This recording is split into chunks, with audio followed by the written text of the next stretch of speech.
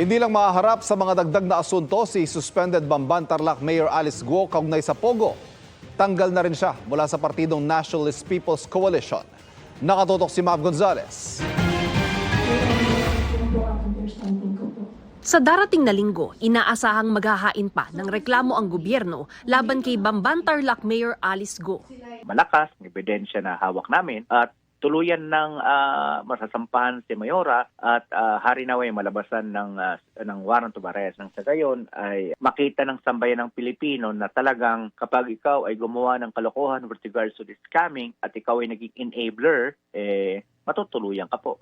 Nang tanungin ang PAO kung konektado ba ang Bamban Pogo sa Lucky South 99 sa Porac, They are indeed intricately linked, yung dalawang yon na makikita ninyo sa susunod na mga araw. Meron pong mga dokumento po na nagpapatunay na nandun po yung pangalan ni Mayor Guo.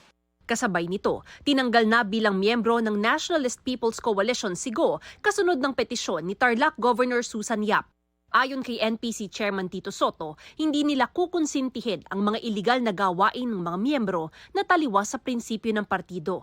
Kinukuha pa namin ang panig ni Guo pero wala pa silang tugon.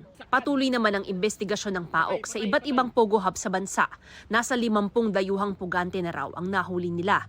Iniimbestigahan din ang 2 puganting Chinese nationals na ilang taon nang nagtatago sa Pilipinas at nahuli ng Bureau of Immigration noong June 19. Tinitingnan namin yung involvement nila dito sa mga scam hubs o yung mga scam hubs na nahuhuli natin, specifically lalo na itong sa Porac at itong sa Bamban. Every illegal Pogo hub naman na nahuhuli natin, nire-raid natin, automatic may mga nakukuha kaming mga fugitives Nakatakdang i-deport ang 81 foreign national na nahuli sa iba't ibang Pogo Hub, karamihan sa kanila Chinese. Samantala, pinag-aaralan ng Lucky South 99 na magkontrademanda laban sa PAOK.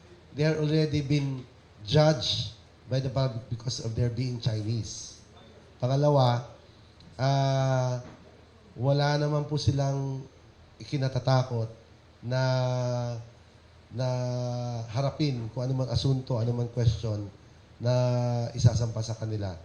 Pero pinag-iisipan, hindi pa rin po nawawala sa option yan na magkakaso ang Lucky South against these operatives.